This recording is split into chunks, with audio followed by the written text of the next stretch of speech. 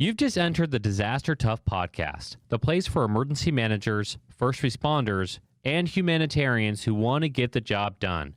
Stories, lessons, and tips are provided by field experts. I'm your host, John Scardina, owner of Doberman Emergency Management and former federal emergency response official who's responded to some of the most extreme disasters. Disaster Tough is our mantra. It combines experience, training, and analytics in order to be successful at any stage within the disaster lifecycle. It means being a professional in emergency and disaster services.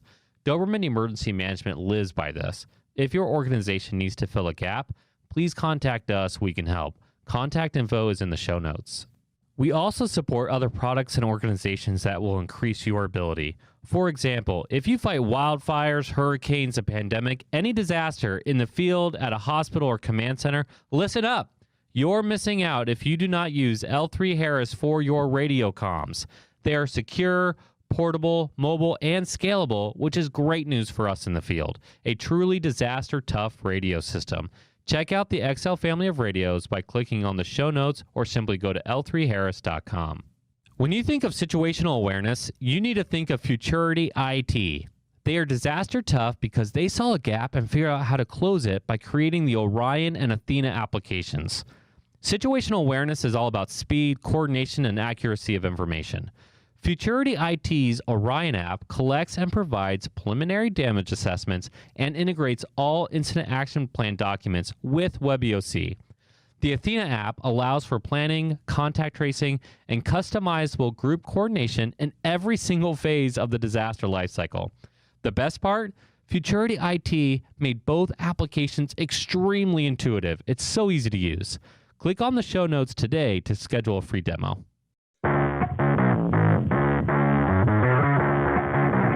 Welcome back to the show, everybody. It's your host, John Scardina. I am so excited for this episode for so many reasons. Man, I am on the West Coast. I live in California.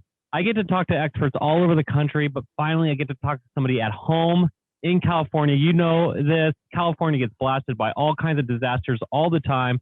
Not only just the pandemic last year, but the wildfires. You see that on the news all the time. And so we get to talk to a true expert, Lee Dorey. He's the Chief of Response to Support Operations for the state of California at CalOES. He's on the show with me right now. Lee, welcome to the show. Hey, John, thanks so much. And thanks to my fellow emergency management colleagues for listening in today. Thank you. Yeah, absolutely. So we have about 20,000 people tuning in, which is pretty incredible. And they could really use your experience and your know-with-all, right? And so last time we talked, you used this term that I really liked. You talked about how at CalOES you guys have become battle-hardened through so many different responses, and you yourself were already battle-hardened before this last year. Can you kind of just give us a breakdown for those emergency managers listening across the country, or globally? We have people in Austria and people Japan and Australia who like to tune in too. So that's kind of funny, but can you just kind of give us a rundown of how you were led into OES and then what you're doing now?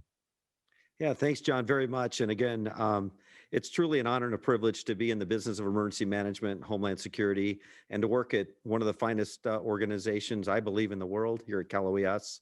I've been almost a 28-year state employee and had 10 years of private sector experience in the past.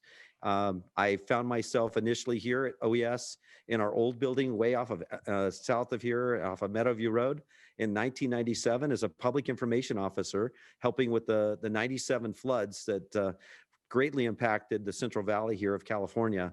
And that's where I really got the bug for emergency management and public safety. I transitioned initially to the California Department of Corrections and Rehabilitation, working primarily on the vocation side of the business, not on the correctional side, but on rehabilitation. Spent 11 almost years there. And my first taste, actually officially of OES, I was the Chief of Procurement and Logistics, Facilities and Fleet here at OES. It wasn't CalOES. We moved to become an agency known as CalEMA and merged with the Office of Homeland Security. And then in 2012-13, we actually became the California Governor's Office of Emergency Services again. And I came back to OES following a second stint at corrections on an executive assignment. And for the last 7.5 years, I've been the chief of I've been the chief of state operations, response operations, and response support operations, and just finished a 22-month acting assignment as our coastal region administrator, supporting 16 coastal operational areas or counties. So it's been great, though. And yes, we are battle hardened. Yeah. So let's just talk about that real quick, because we tell emergency managers that emergency management is kind of hard to define because you have so many different aspects of emergency management you can do. Yeah. And I just want to call out that you've come full circle by doing PIO, and now you're talking on this podcast. And so it's full circle for you. But, you know, you really have covered so many different areas, whether it's working on the coastal communities with those coastal communities, especially the tribes. We're at Doberman, we're really proud that we get to work with tribal nations. We're doing PSTS plans, that's public safety power shutoff plans for some tribes out here, and we're just plowing forward. But you really have worked in so many different areas of not just planning and logistics, but operations and leading those operations. It's just really incredible. And so, over a span of a career, and you're still going full time, obviously. Talk us through some of those defining moments. What are some disasters or events that, like, oh, this is going to be a pivotal moment in my career, kind of thing? Yeah, I think initially there's been some major fires in California. When I joined the organization first in 2008, we had 2,000 fires burning here in California. 1,000 were left to burn, and they were both federal responsibility areas, state responsibility, local and private sector responsibilities. And so that was really a big foray. And then we also, in California, we support through the Emergency Management Assistance Compact, as well as through interstate agreements and international agreements. We've supported Chile with both of their earthquakes, with sending resources and staff. We've certainly supported Mexico. We have agreements with Mexico, agreements with Canada, agreements with Australia, Queensland, Wow. Australia, learning from them of disaster response, fires, and drought. Earthquakes, certainly we were engaged in supporting Japan with Fukushima and the Japanese earthquakes, and just continuing to do fires, floods. Now in our business, civil unrest. I mean, CalOES is an all hazards organization. We're not under we're in our own office. We're not, for instance, under the military department or law enforcement office, where we comprise so many things, and we manage $2 billion in federal grants as well. So it's a very complex organization of about a little over 1,300 employees, spanning across California, doing great work like all of you do as well. And again, it's a privilege and honor. There's just so many things. A couple of things that stand out. Orville Dam, that was here in California. It's one of our large dams in Northern California.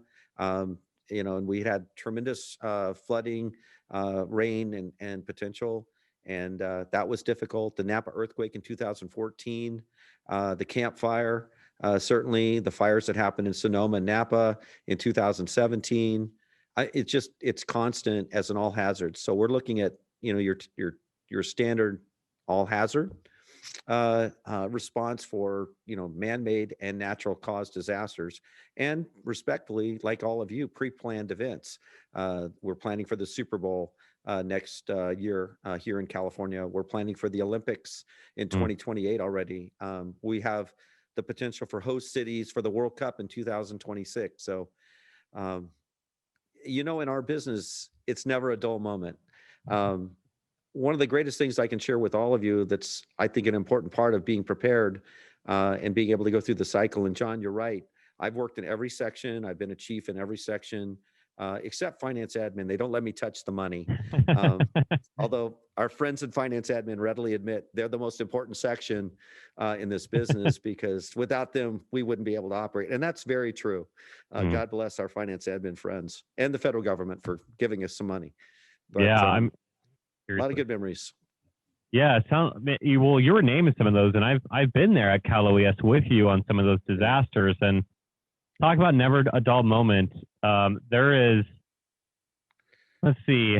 Out of the, I don't know, I've been to most of state EOCs in the country, and I would say CalOES is definitely, like, I don't like to rank them, but I'll put them in tiers. And because no discredit to any of the other state, but CalOES stands out. I mean, it is battled hardened people with a very large operation, and depending who you talk to, either the fifth or the sixth largest economy in the world. Right. I mean, we're what, 44 million people? 40 million people are in Tokyo, so that's kind of a crazy comparison. But if you look at like just the amount of space that California takes up, and the potential for disaster and man-made events, and so many population centers, it's just amazing of like what your 1,300 members crew has to take care of. And it really does justify these giant numbers just because the state is so big, right? Yeah, and again, we leverage our partnerships through the Emergency Services Act we have here in California. We have the opportunity to mission task all other state departments and agencies. So certainly the staff from those teams are complementary. It's all hands on deck. I truly believe, what Craig Fugate talked about with whole community. It takes all of us. And the one thing, if there's anything I can tell everyone that's listening today, is to build your relationships, build strong partnerships across every discipline, and even disciplines in the private sector and nonprofit sector, not just within public health and medical or law or fire, but those outliers potentially that you may think are outliers, but looking at your access and functional needs communities, looking at in areas that in the rural populations where there are greater need and less budgets for the local government, and just building those relationships from the ground up.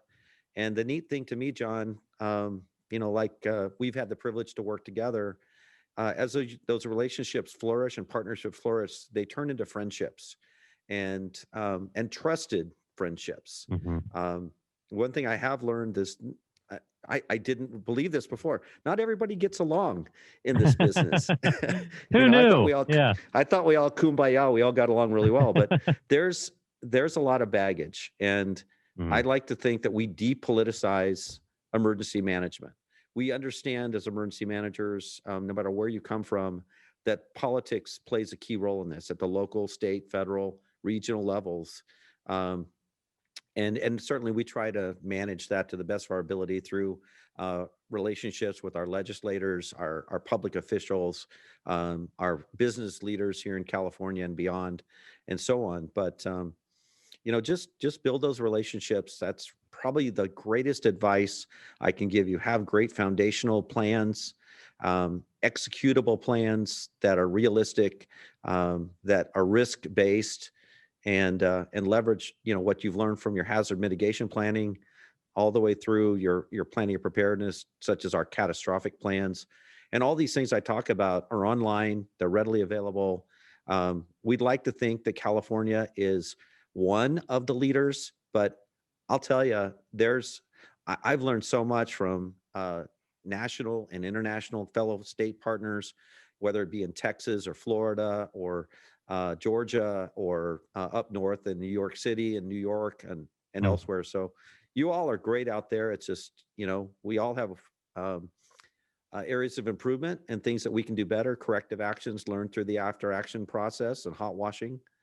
But, I think we've been successful here since 1950 and beyond, because we put in place some really solid plans, executable plans. We've trained them. We do a lot of training with our team. As you know, John, we've mirrored the national IMAT and the regional IMAT program. So we have our own incident support teams that I have the privilege to lead here that are rapid response teams. And behind that, we have 600 staff that have varying levels of emergency management, homeland security training, and they're battle hardened, not only here in the room behind me, which is our state operations center that I have the privilege to be in today with our media room, but more importantly, they're out in the field. Today, they're in Alameda and Oakland. They're out in Los Angeles. They're down in San Diego at the border. We're preparing for potential civil unrest. We're just prepared for any and everything that we do. And that's using the state threat assessment system, our homeland security teams, our fire and law teams. our tactical communications teams, anything and everything. But some of you may not be aware, and I hate to keep talking because I know you have a lot of questions. No, this is all you, but man. I'm passionate about this whole thing. I love what I do. I'm one of those crazy, dumb people that that are in it all day long. I thankfully have a lovely wife of 38 years that tolerates me being in the business of emergency management and working at this great, amazing organization with outstanding senior leadership. But we have a solid emergency management rules, regulations, policies, procedures in place. We have foundational government in the sense that we stood up the standardized emergency management system following the 1991 Oakland Hills fire that we lost 3,000 homes and over 20 lives. And that's really respective of what we've learned. We're in the process of rewriting that. We leverage incident command, that structure. And the cool thing about our organization, day to day, our organization is actually broken up in the 5 primary sections of response directorate, recovery directorate, finance admin directorate, management or executive directorate, and I don't want to forget logistics directorate, or I won't ever be they will not let you forget it. Yeah. Yeah. But our day-to-day operations, that's what our organization is. And that was really driven by our director, Mark Illarducci. And his theme that we've all respectfully adopted is one team, one fight. And I'd like to say all of your listeners today and all of the people here today, we're part of this emergency management family, and cooperatively, collaboratively, we may not all get along. We may not all have the same path, but we set goals and objectives and priorities for every mission that we take on, and off we go. And I would just say, if you can do that, use the planning P, use every means of the incident command system and structure and the national incident management system that exists, or those things that exist in your states, your jurisdictions, and believe in what you do. And when you have to take a step back, I've been activated a significant amount. I've really not taken an official day off for over 400 days. It just seems like yesterday that we were planning for the Wuhan flight, and into first Alaska, and then it came down to officially Riverside County after Ontario decided that wasn't the right place for the plane to land. And since that time, for COVID, we've been deeply involved, coupled with, again, we had in 2020, California experienced historic wildfires. And believe me, we have a lot of wildfires, but this was historic for us. So multi-incident response, civil unrest, election security, public safety power shutoff that are IOUs, which are our public power companies, rolling blackouts, cybersecurity. We've had a lot of cyber issues, as you all know, that we face. Unfortunately, there's a lot of bad people out there that cause a lot of problems for us. It's not just the natural disasters that we get. It's unfortunately the man-made disasters too. So we think about those, and we think of all we lost, all the people we lost, the family members, those people that mean so much to us. And again, I want to set aside politics and everything else and just look at the humanitarian and just think about our mission is we protect lives and property, and support communities for a resilient California. And that's really our overarching mission here. And I would just say, whatever your mission, your vision, your values, your goals and priorities, if they're good, then go forward with them. If your strategic plan needs to be updated for your organization, based on what you do, no matter what you do, and I would even say, take stock of yourself. Now is, I think, the best time. I'm sad. I'm a little bit older, as you can tell. I think it's an 35. exciting time for. Yeah. Let's add that. I feel like my knees feel like they're about 90, but no, I'll be honest. I'm 61, and there are many. I feel like I'm 30 sometimes, and sometimes I do feel like I'm 90. But we keep going. But I would just say it's a great time for young people, especially, to be in this business, and the opportunities for education and training are there. Yeah, for sure. You touched on so many different areas that I want to follow up on, but the one yeah the Sorry. one thing, no, I love it. This is That's why I what you talk get to from me. experts. This is why I talk Yeah. to experts, because I want to hear from you. People get the phrase I like a lot is people aren't sick when you're talking, or people aren't happy when you're talking. They're happy when they're talking, and I feel that way about my podcast. People aren't happy when I'm talking. They're happy when you're talking. So there's really two elements I'm going to pull out from what you just said there, because CalOES is one of the most robust emergency management agencies, departments, whatever you want to call it, in the country, let alone the world. I mean, very well organized, and it's for a good reason. There's been a lot of incidents. You've called them out of why you've had to do that, but there are a lot of groups. I've been to states where they have, in my opinion, next to no resiliency, because they don't have enough. They haven't gotten the right funding, or they don't have that relationship with politicians, or they historically don't have disasters.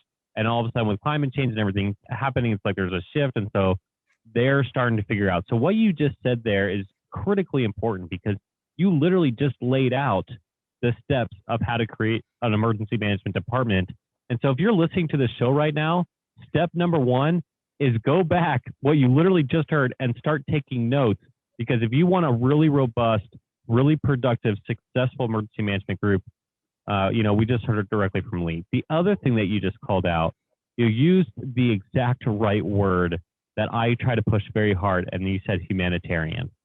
Mhm. And the best emergency managers at heart are humanitarians. We protect life, property, and continuity of operations. Anything outside of that is not really our scope of work. We're not trying to figure out how a company can make more money. We're trying to keep the company's doors open so they can make money. We don't care, your choice of lifestyle, as long as you're still able to live in your home and you're alive, right?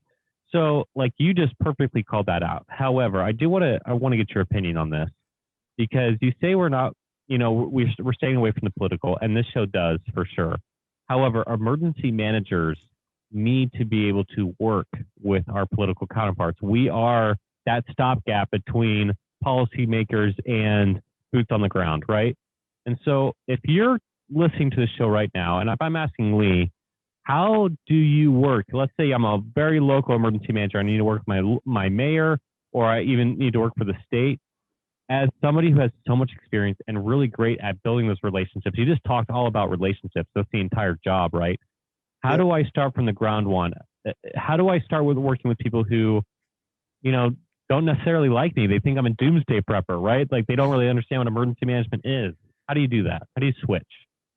Well, let me first start by saying that I take to heart that I'm a public servant.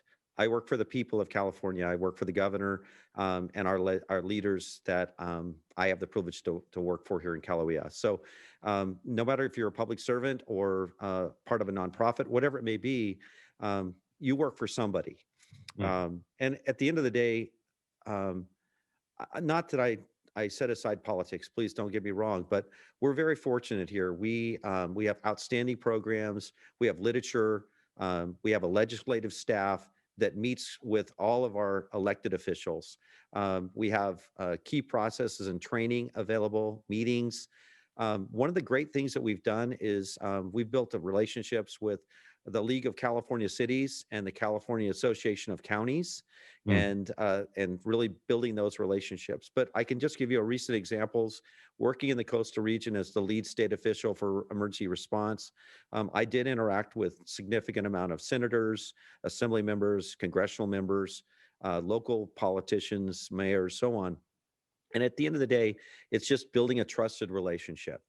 It really does get down to that. It is making sure that elected officials know who you are, know who to call. We can't stop by any means what an elected official at any level is going to say or do. Sometimes we try to be as proactive to help get them trained and help them understand the processes, the laws, and it's not just respectfully the elected official; it's all of their staff. And we Yeah. greatly respect their position. I'm used to saying honorable and yes sir and yes ma'am, and I would say make sure that you use good make sure you know how to, even if, like, I'm really great friends with the tag here in California, David Baldwin, but Mm. he and I, hey Dave, what's going on, when we're in a private space. But when we're out and about, I always respectfully say, General Baldwin, yes sir, no sir. Yet we're good friends, and I would say that too. Make sure that you understand the titles, and the rules and laws, and it's just hoping having open, honest conversation and leveraging those individuals that you may have in your company or your jurisdiction that have greater legislative knowledge. There's a lot of wonderful programs. It's just like communications and public affairs. Sometimes you have a microphone shoved in your face, and even though your PIO shop says, don't speak on behalf of the agency, and believe me, I try, you can't say no comment, but what I would say is, look, I would love to talk to you. But there's someone that has so much more information and is ready for you to talk to right here. And that's our wonderful public information team. So not to defer or deflect, but getting to know those individuals. And sometimes it is reactionary. They've said something, they've done something, they want to jump into the environment that they face. And we work closely with them, but trying to build those relationships using your legislative affairs offices, having policies and procedures, having training for local leaders and politicians at all levels. I've gone to several congressional discussions and open forums that they've invited me to. So it's just really building, they're just people at the end of the day. And you may have a 180-degree difference with their position, but if you can just bring it back to, I'm here as someone that can help support our people, and respective the animals. I mean, we've had great impacts to all of our animals, and you might say, well, why is that, Lee? Well, California's economy is driven significantly by the farming and agricultural business and livestock business as well.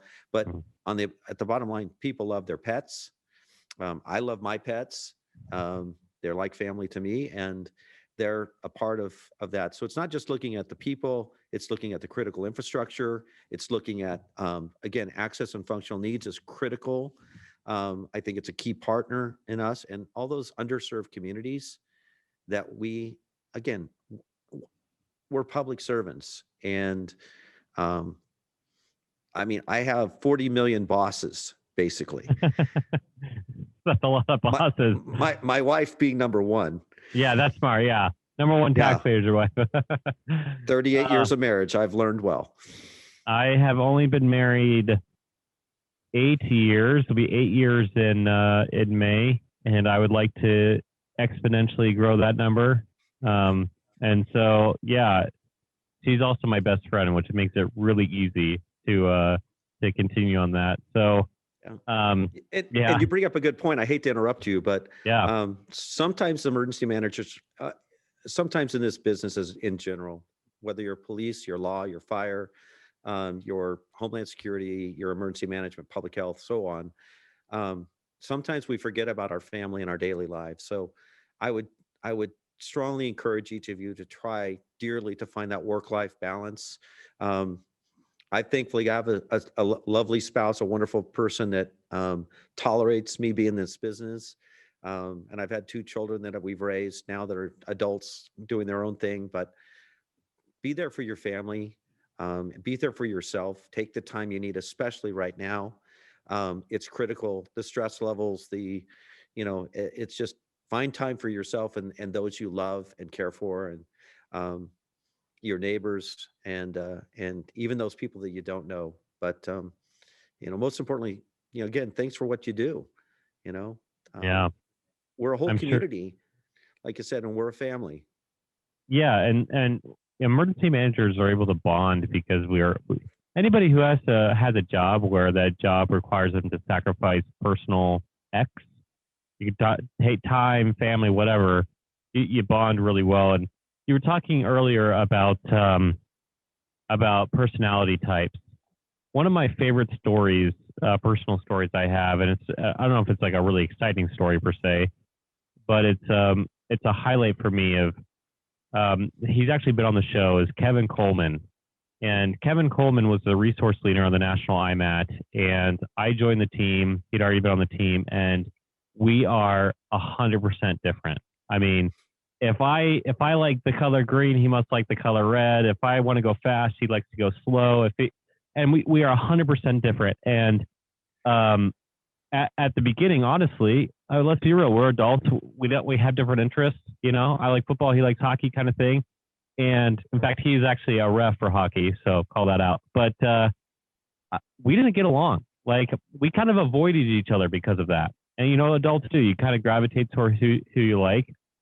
But once we got out to the disaster, the one thing, probably the only thing that we're similar on is our work ethic.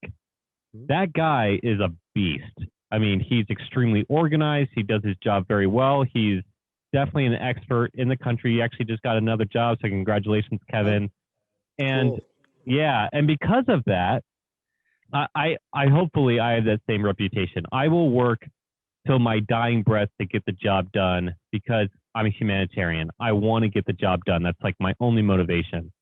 And so we were in a disaster, and people were taking vacations in the disaster, and people didn't want to, like, they already had a vacation plan, so they left, and another person was just like being lazy. And then what emerged was like these two guys who were just like, you know, head down going. And my respect for him went through the roof.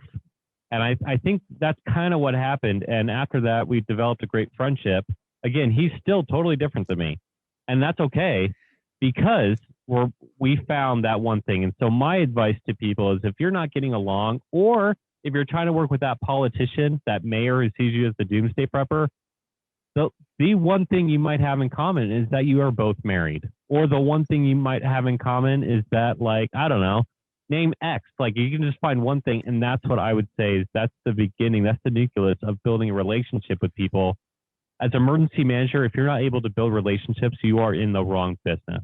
I don't care how talented you are. You have to work with people to be able to help people. And so really, really great call out there, Lee, of like everything you do. And the other thing, I'm talking too much, is one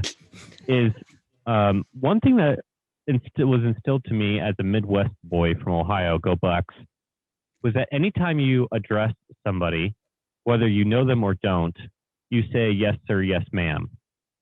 And I've traveled around the country, and the most bashful people, or the most, I don't know, you name any issue you have, they'll say, oh, I'm not a sir, or don't call me ma'am, right? You're like, and that's like the worst that absolutely happens.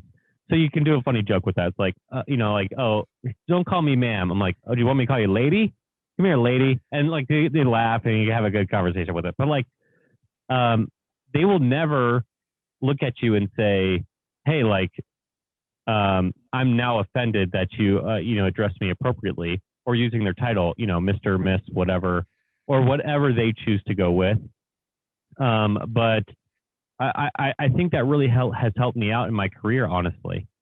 And yeah, manners matter, and manners matter. Yeah, I was raised to respect my elders. I was raised to open doors. I was raised to say yes sir, yes ma'am, and to snap to it. I was raised in a low income blue collar family, and I've worked since I was 10 years old at doing some type of job, and put myself through college. And, you know, again, manners matter. And so, like I said, it's just like walking into an interview, you guys. And you raise a wonderful point. You try to find common ground, especially for those individuals that you may have, again, 180-degree opposite approach.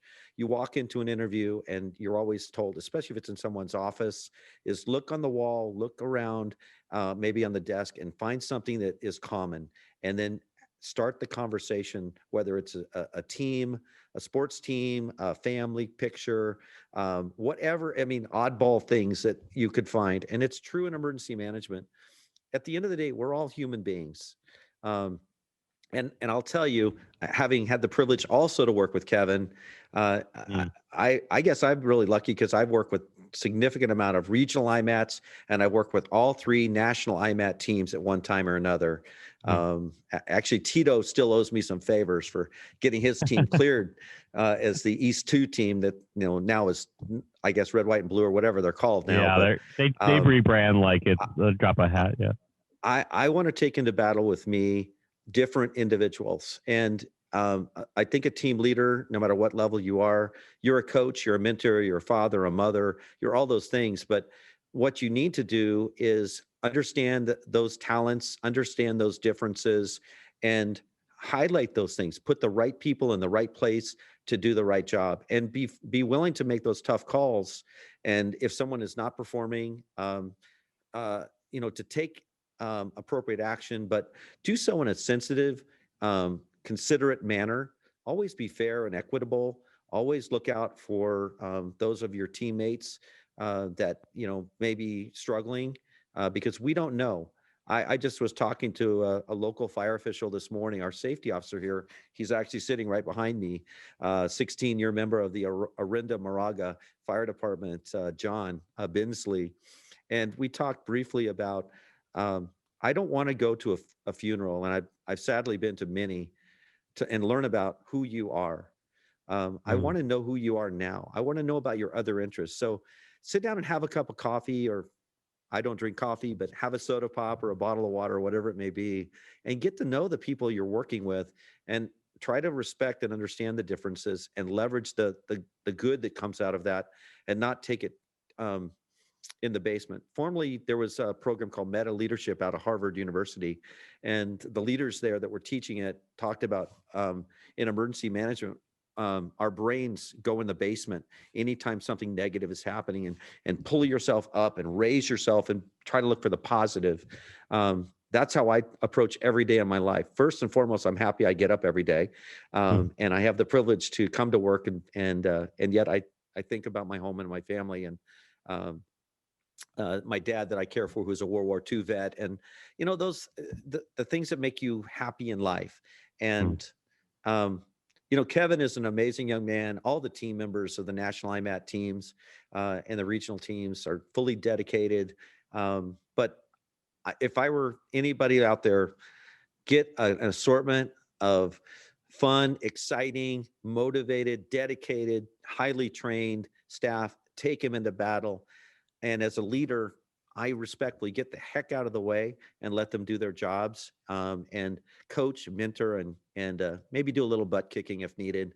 But if you pick the right people, and that comes to hiring and so on. But I'm fortunate that I've got some amazing team members that I have the privilege to lead. And I say I'm on the bottom of the pyramid. I work for them. And if you can approach things that way, no matter what position you're in. And then for those of you young people that are out there, or those of you that are looking to advance your careers in emergency management or any field and discipline within our entire breadth, stay open-minded, stretch yourself. Those doors are going to open, and I would encourage you to go through those doors, whether it's training, education, that's now greater offered than more before. We haven't had many in-person exercises this year, but do everything you can to build those relationships, and then find some people that you trust as mentors, and let them help you get down that road. And at the end of the day, it's up to you. Your career is your responsibility. 100%. And you have to be a bit crazy to be in this business, to be fully dedicated. But you never want to get down to John and Kevin and look back and go, oh, there's nobody, they're all gone. You need the whole team. And certainly you need to make sure you've showered for the day, or if there's some other reason that they're not there with you. But at the end of the day, have a good plan and execute on that plan, and leverage the talents and experiences of those team members. It's funny, you go to gatherings and sometimes, or let's say at church or something, and you say, well, turn around and shake the hand of the guy behind you. And it's like, you don't know them, but okay, I'll do that. That's fine. Maybe now it's a fist bump or an arm bump, but, and maybe you never talk to that person again. But I would say, take a 5-minute break and talk to them. And wow, how much you can You learn. get to know so many people, and all the people behind me, they're not emergency managers, all of them. We pull them from all over our organization and all over the state. They're accountants and analysts and office technicians and managers. I mean, and oh, by the way, the other duties that's required, that 5%, that's this group down here we've been activated over 400 days in the State Operations Center. That's historic for us. Yeah, that's historic for anybody. I mean, that's just insane. Again, really good call outs. You reminded me of a few different experiences, so I'm going to back up real quick. You keep laughing. I love it. This is why we wanted you on here, because oh my gosh, everything you're saying is like this nugget of wisdom, and like what you're building right now is like this mountain of like, if you literally just embody what Lee does and how he talks and how he approaches things, getting to know people, working with other people, gaining experience, and how you gain experience. There is a reason why you, Lee, have been in so many leadership positions, because you naturally infuse that. This isn't, you do it effortlessly. There is zero effort in you naturally complimenting people, deflecting towards the success of other people, even though you're highly successful yourself. You look at Rodney Melsick, who you're great friends with, he does the exact same thing. Rodney Melsick is the #1 planner in the world. He absolutely. He is. Nobody's better than him. If you ask Rodney about his planning experience or his capability, or the fact that he was basically the reason why the planning P and the 6-step process for planning is standard internationally because of him, he will direct you towards everybody else. But he doesn't do it in a bashful way. It's not like he can't take a compliment, but he does it in a way of like, yeah, of course I was involved in this, but there were so many other people, and he starts naming them by name, by the way, of all the other people, which you literally just did. And so it's like, talking about these mountains, or these titans on this mountain of success, rather, of like people who are highly successful. Clearly you are, but you're able to say, I'm supported by all these other people, and these other people are great too. I had the problem of like, yeah, it was all me. I'm like the super cocky guy, but like that's amazing that you both do that as well. Let me call out pretty humble. That's, and two kind remarks. Thank you. But it is really your team and the hard work that they do. And I never want to take credit for their work, and I never do. And it's just, like I said, staying humble. And again, manners matter, like I said, and that's part of having integrity, having respect for others, mankind, especially those that have opposite differences with, and listening. It's a skill set that is hard for people. They like to talk a lot, and I don't like to talk a lot personally. Now, those of you, if you know me, that's kind of a joke, because if you, I don't like this at all, to be honest with you, because I don't get in front of cameras. I don't talk to people, but I do a lot of training. And I just want to make people better. I want to raise people up and be excited about this profession and the work that's being done, and acknowledge and respect and recognize. And so many of you out there, I know you're working incredibly hard, and maybe you don't get the respect or recognition you deserve, but believe me, you are making a difference every single day. And thank you. God bless you for what you do, because gentlemen like Rodney Milsick, who is the world's greatest planner ever, and others that I've had the privilege to get to know.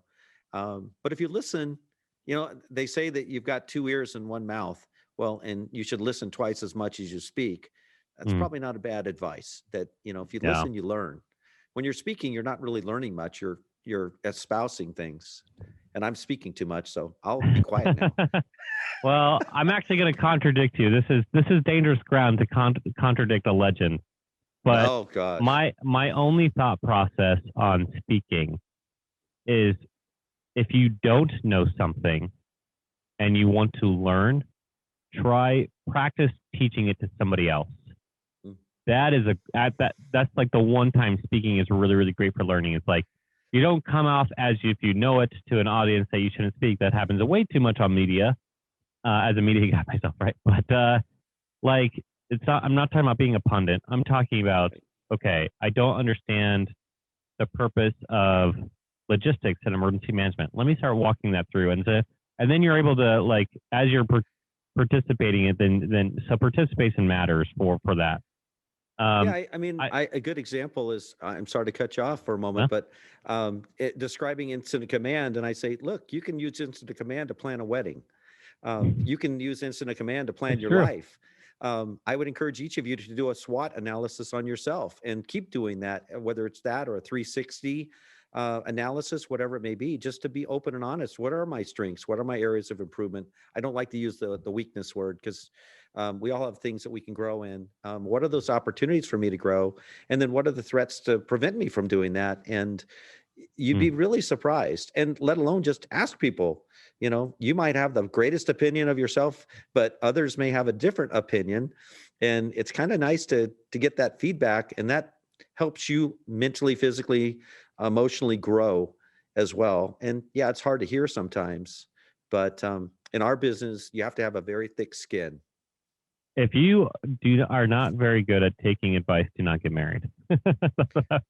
My wife is so kind, but if I go to her and say, hey, I'm looking for areas of improvement, she'll tell me, and I appreciate people who are honest like that. You're like that. I just over a month ago, I said, hey, I'm trying to look for ways to do something better, and you were like, straight up, you're like, pen, paper, better, materials here. Well, and I was like, okay, got to get that.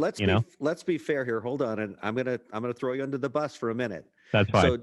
So John came over to CalOES and to Living meet the with dream. me and others, and he wanted to take some notes, and he did have paper, but then he said, oh, heck, I forgot my pen. And so I had to give him a pen that he still has, I think. I still have the pen. So it belongs to the citizens of California. It does, you being a citizen. I don't feel it wasn't a gift of state funds, for all of you auditors that are out there, respectfully. But the finance admin's going crazy right now. Preparedness matters, Yeah. But are any Ron Burgundy fans out there? Oh yeah. I'm a big time. Okay. Lanolin, New York. So let's talk about alert, warning, preparedness. How many, John, tell me, I mean, I really want to know, and maybe your guests can tell me too, from their perspective, how many people in the United States today are prepared for disaster, even though, respectfully, we have local, regional, I mean, the first 7 to 10 minutes on the news every day, wherever you watch it, now you have 24/7 news, is all about death and destruction. Yet, I would challenge you to say that less than 50% of people are prepared, and they'll give you all the reasons why they can't, whether it's, I don't want to, it's not going to happen to me, I can't afford to. And I would say for less than $50, you can initially prepare for free. You can do some, but I didn't want to take this conversation off, but I did want to make sure that understanding preparedness and planning starts with the individual and the family. That's why CERT, Community Emergency Response Team. I have the privilege of being a CERT member here with SAC Metro Fire. I'm not too active because I'm knee deep in this place, but I hope someday to get back to, and my wife is a member too. So yeah, I mean, get involved, get engaged, get to know your communities. The internet is your friend. It's also your enemy sometimes. So watch out for the honestly, internet. I get a chance to give all the presentations here. They call me the official old guy tour guide at CalOES, or the Godfather of the Sock, I guess is another nickname. But I tried to explain to young people, look, when I grew up, I did not have a computer. I did not have a mobile phone. I basically had pen and paper, and I took my tests in college on a on a Scantron form with a number 2 pencil. And when I had to call my parents, I had to make sure I had change. I had to remember the phone numbers that I called, because you'd never find the phone books in the phone, in the pay phones. And then, I'd have to find a pay phone to call my parents, say, hey, I'm okay. And I'd call them maybe once a week, I'm still alive, Mom and Dad. I love you. Your glass cage of emotion. And so And these, well, it kind of ticked me off, to be honest with you, because I'm putting on this nice presentation. I've got an amazing program talking about all of this. You know, as I kid, you know, when I start, I've got my 1,000-slide presentation. It's actually up to 200 slides that I can do in less than an hour. Wow. And they all were on their phones, and they were kind of paying attention. They were, I said, okay, put your phones down. Let me tell you a story. And so in this business, listen when people are talking to you. You'll learn a lot, and people appreciate the fact that you're paying attention. And again, manners matter. Manners matter. Yeah, that's the hard thing with technology, because in that experience that you shared, I was like, oh, cool, I'll just take notes on my phone. But when you start, you know, when you're looking down at your phone and you're typing, it's just like, you know, like I can't. So like taking like the you know, pen and paper, you know, I have a pen literally in my hand right now. I will never not hold a pen around you, by the way, from here on out. But you know, like you call those out. By the way, I can't let this go now, because you brought up two of my favorite movies. You brought up one of my favorite movies, and you didn't bring up the other one, but you reminded me of it. Fletch. Oh, yeah, there you go. When you said you know, you're look for something on their desk that you can you know, you can have a conversation on. I forget the baseball player, so I'm just going to use Pete Rose. But he's like, you got the chief of police in the movie. He's like, oh, you like Pete Rose? He's like, yeah. He's like, I hate that guy, and he punches the picture. It's so funny. Yeah, I guess you have to be careful. You may have to do a little bit of, you know, walk into the water a little slowly. Don't just dive right in, unless you're thrown in. I was in San Francisco on Sunday, and walking in their park there, and a guy with a Michigan shirt, you know, walked by, and you know, so I was like, oh, hey, Michigan. He goes, yeah. I'm like, go Bucks. He's like, oh man, come on. I'm like, hey, 20 years in a row, we keep beating you. Just saying. So it's like, there's always a way. And then, you know, we had a fun conversation. Like there's always a way to like do that. But yeah, manners matter, right? Ease into that conversation. Unless do you create conflict by making those comments, or do you get to know somebody a little bit before you say too much, you know? Yeah. And that may help you build that trusted relationship that you need to have. And it's across all areas. So absolutely. Yeah. That's a really good. So, okay. I have taken so many notes of things you've been saying. I got to call these out because they're good points. You just said you were the godfather of the stock. I call Rodney the godfather of planning, because he's like, which would make you George Washington in my book. But he's the godfather of planning, because even now, even after he's retired, you talk to him and he's like, yeah, I just talked to this guy at this agency, gave him some advice. I just talked to this university, gave him some advice. I was like, Rodney, how many people are you secretly helping in their jobs right now? He can't even tell me the number.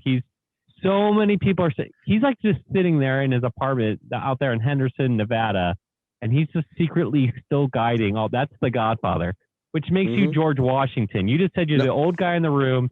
George Washington, literally in his farewell address, wore the glasses, and he's like, I'm the old guy in the room now. And that literally stopped civil unrest, if you know the story. And so that makes you George Washington. You even kind of have the same nose structure as George Washington. Oh, if we're gonna build a Mount Rushmore of emergency management, we got Rodney Melsick, we got Lee Dorey, maybe Steven Johnson, and then I'm gonna be the other guy who's like, why am I not on the mountain? But no, seriously, you guys are so well. I am way down on the bottom of that barrel. Way looking up, you know, in reverence to those great individuals. And it really, for us, it starts locally. And so, I mean, that's what it is in California. We're a bottom-up state, that it's a local disaster. It starts and ends local. And like I said, we all come at this with different knowledge, skills, abilities, and talents. Mm-hmm. And it's just trying to bring that out. It's bringing out the best. It's if you're, you know, a basketball team or a football team or a band or an orchestra, again, you want to give the individuals the tools that they need to do their job. So you need, as emergency managers, to be prepared, right? I mean, how many people have go kits in their cars or at home with clothes and things ready to go?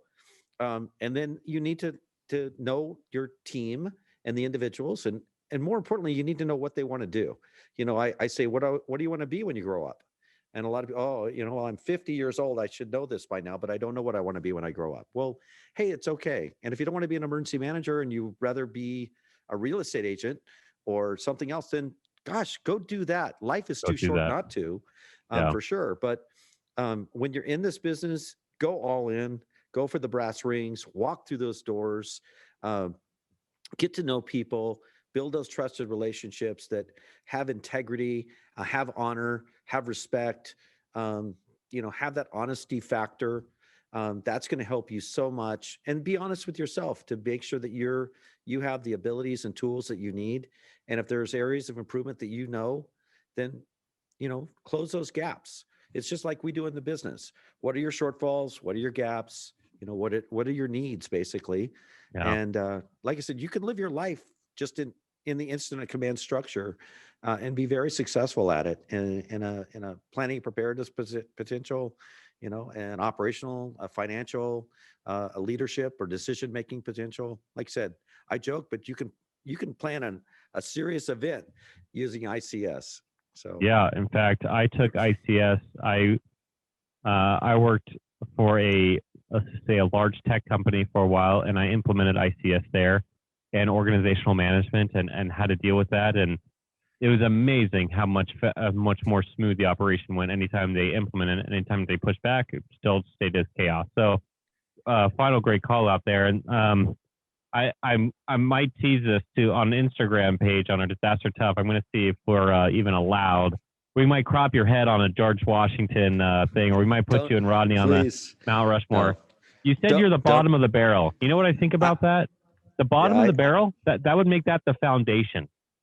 Oh, if Lord. People like you, I'm fanboy moment for if people like you and Rodney and others, so let me back up for a second because it's a compliment, but it's also really good advice for people listening. Years ago, I heard somebody talk about their personal experience in their career. And he said, I wanted to be the best. That doesn't mean that there weren't people equal to me. I just didn't want anybody to be better than me. And he explained that he ended up working with the cream of the crop. They were all in this top tier. That's why I come up with this tier idea, because I don't want anybody to be better at my job than me, especially if it's assigned to me. And so I'm going to do everything I can. Kevin Coleman, definitely there. He's probably better, but let's not tell him, right? Kevin Coleman's there. Patrick McGinn, you're obviously but these legends behind us that preceded us or that are helping us now, mentoring us in the field. And so hopefully we can mentor others. But that's how you become the best, is all passion, all the time, understanding risk management, understanding what your job is. And when the time comes, when other people have to rely on you, you're able to do your job, right? And so that's what I try to do in every aspect of my life. If I'm going to be a husband, I'm going to be the best husband. I don't want my wife to ever look at another family and be like, oh man, he treats her way better than me. I don't want to have less manners than the person next to me, right? I don't want to be in a room and be more disrespectful. I just want to be the best at everything I do in a positive way. And it only happens by being able to see people who have been doing this a little bit longer than myself or some others. And so it's like, the GOAT, Rodney, the greatest of all time planner, having him as a boss, having you as a I would say a newer friend, and mentor. These things really help out. And I think it's great for our show, for all the listeners who've tuned in and to hear, one, how do you build an emergency management agency? How do you lead and how do you get people on your side, especially if they're 180 degrees, as you said, different than you? How do you pull in all these different pieces? And you just gave several of those puzzle pieces on the show. We could probably talk about that forever because 30, 40 years of experience of doing that successfully, that's how, if you want to increase your ability in your job, if you want to get to those chief level positions, that's how you do it, is building relationships. And the last thing I want to remind people on is you talking about being open-minded. I was very lucky to get the career advice of never say no. And hilariously, I did say no to Rodney Melsick, but what he said to me was no to your no. And I was like, oh, that's a boss I want to work with, because that's somebody who wants to, who believes in me. And so I took the job, and it was like the greatest career shift I could ever imagine at the time. Doberman's even better, I would imagine. And the very last piece, the very very last piece, I guess I've said that a few times. I try to avoid dog analogies because of the name Doberman. Like you don't want to be like, "Who let the dogs out?" You know, you don't want to be like that guy, all dogs all the time. You really However, wanted to sing that, didn't you? I did. I've been waiting for years to sing that. Yeah, thank you. There I'm you a go. terrible singer, but And definitely I not the actually best thought at your that. other, I thought your other movie might be Ferris Bueller Days Off. That was what I would think your favorite movie might be. My wife literally might die that you just said that because that is my favorite movie. Well, Fletch is my favorite movie, but like I basically modeled my entire life off of Ferris Bueller as a kid. Like he was my idol. So I've now made it. If you're George Washington, then I'm Ferris Bueller, and that tells you a lot about this relationship. But I feel really old. That would make me 290 years old. I don't know, how old would I really be in dog years, maybe. Well, The Godfather died in the 70s, so Rodney doesn't want to be dead either. Hey, great movie. No. Rodney's going to live forever. Yes, he is. Hopefully, I mean, his legacy, he's going to be alive for the next 30 years, but his influence on emergency management will be forever. I mean, he has changed the course. And John, I've told you, and I've told the other team members, when Rodney gets upset, what to do, right? You remember the secret I told you. Ramen noodles at that Chinese restaurant down the road from you guys, actually, right? Our Korean marketplace, yes. Oh, Korean. Wonderful. It was, yes. So anytime Rodney's not happy or happier, then there you go. I'm going to go pretty nerdy here for a second because we talked about Fukushima earlier, and we're going to end with these two thoughts. I'm going to ask you a final question, but before that, Kuki Yomanai is Japanese for you can't read the air.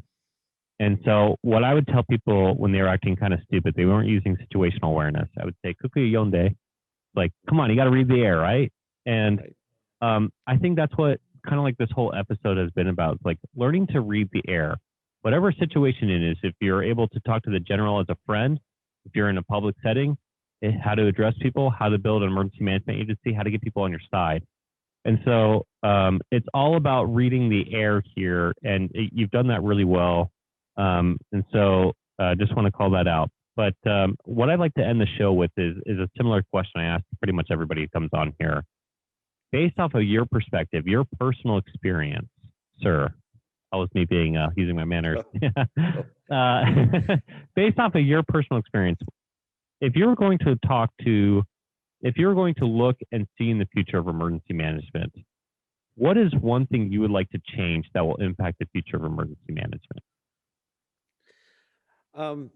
And I'm excited to say we're doing it to some degree. One of the shortfalls and gaps across the United States is emergency management and preparedness is not taught in schools at a young age.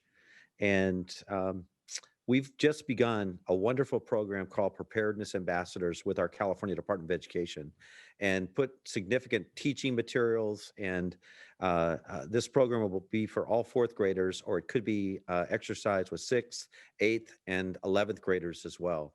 And so, again, I believe that preparedness and planning starts at the individual level. And I would love to say that individuals will be better prepared and be able to plan ahead, have the tools and resources they need to respond to any incident that they may face as a family or their neighborhood or their city or region or state. And they have the confidence and ingenuity to put those tools to work. So just like we do, we get to know, we get prepared, we train, we exercise, we activate. And believe me, the ladies and gentlemen behind me that you're seeing here, and all those of you out in the field operating, you are the heroes. You truly are the heroes. I am not the hero. Maybe I do feel like George Washington, but John, for your perspective, it's just continuing to prepare, watching this field of emergency management grow. I'd love to say that things are going to slow down, but today, April 15th, our National Weather Service said fire season starts today. So we've got COVID, we've got fire season. So I would love to see more emergency managers come into the field.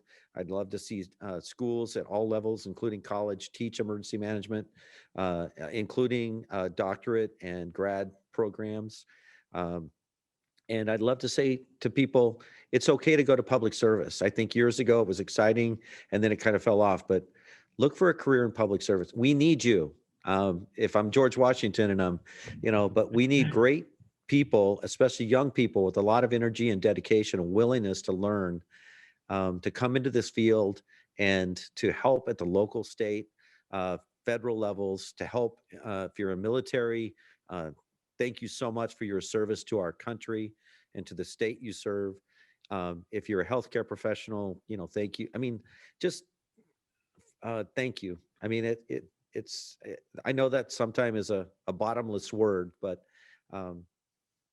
it's just making sure that you know who you are and what you want to be and having a happy life. Being 2/3 or more through my life, I look back on it and I'm thankful and appreciative. Would I like to change some things? Yes, absolutely. So, but I'm happy and thankful and appreciative of that. And I would just say to each of you, take an internal look at yourself, do a deep dive and find out what you want to be, and then dedicate yourself to that passion, that excitement. Keep the work-life balance together.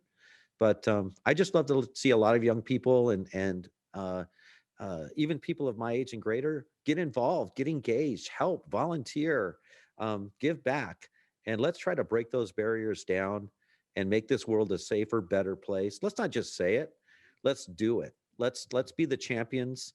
I'll leave you with this. Everyone in emergency management, as I believe, is an ambassador. You are an ambassador for the field, but more importantly, you're an ambassador for preparedness. You're an ambassador for change. And I would ask each of you and challenge each of you respectfully to go out and do great work and make the world a better, safer place. So, studying the founding fathers, the reason why I called you the George Washington of emergency management, I'm not going to let that go. Here's a history lesson. Yeah, it's because the reason why he was so extremely popular is because he was able to build relationships and work with people from opposing viewpoints on every step of the way, and to be a true leader in that aspect. And so it wasn't a comment on your age, sir. It was a comment on your capability. So what I want to end with everybody here is, if you got something out of this episode, and you should have, if you need to build relationships, if you need to build an emergency management agency, if you need to get other people on your side who are going to be different than you're an emergency management, you are different. We're a bunch of weirdos. Let's get real. So, like, if you've had an aha moment, which you should have, right? You're on here because this is kind of a learning lab. It's kind of a research lab. That's how we're using this show. If you like that, please contact us and let us know. We would love to be able to hear your feedback. You can do that a couple different ways. You can get on our Instagram page, Disaster Tough Podcast, and leave a note or a question for Mr. Dorey. We will definitely get that out to him. We get a lot of people sending us emails at info@dobermanemg.com, which we love, and we'll forward those on as needed, or if you want to work with us even. So that's great. We love having people like Mr. Lee Dorey on the show because, we're able to have experts on here, and we want to keep on having experts come on the show. We want to have Lee come back on the show. So a great way to do that is to give us that 5-star rating and subscribe. So let's just know that, hey, this was popular. Keep tuning in. Keep showing us that this has helped you in your career. It really makes us feel special inside to be able to see that. Turn towards those godfathers, those George Washingtons in your life. Obviously, I got that in my life, and save lives. We'll see you next week.